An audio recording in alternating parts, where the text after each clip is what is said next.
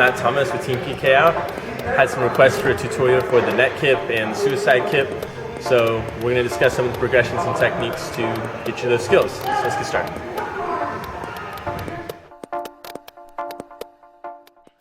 First thing you want to have is a solid bridge position with your fingers pointed towards your feet.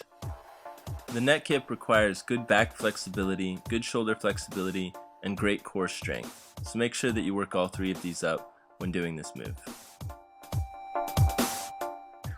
Next, let's discuss the technique of the move itself. First thing you want to do is roll back onto your shoulders with your hands in the position we discussed earlier. Kick up hard at a 45-degree angle and then drive your heels towards the floor while simultaneously pushing off with your hands. You want to land with your hips over your feet so you can balance, and as always, make sure to land on your toes.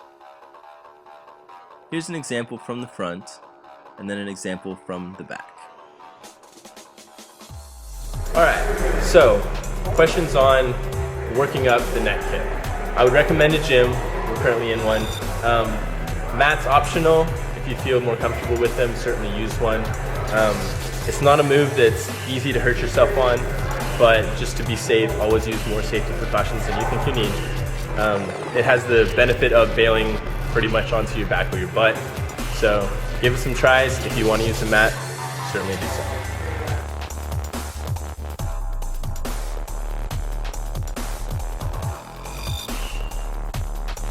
So the suicide kip, as some people call it.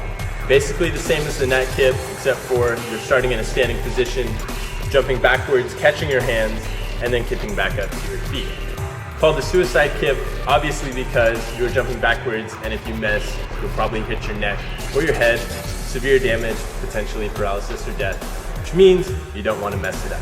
So let's discuss some progressions in order to do it right. Start by using a waist-high mat such as a resi pit.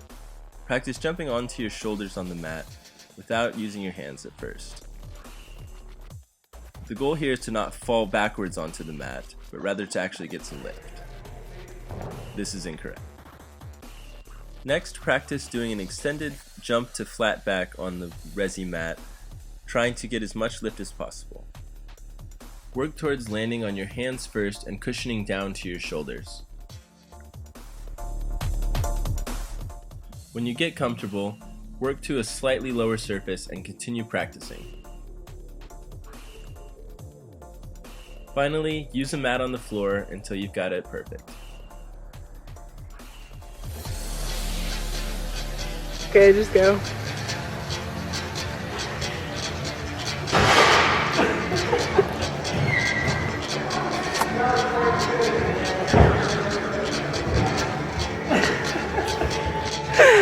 Okay.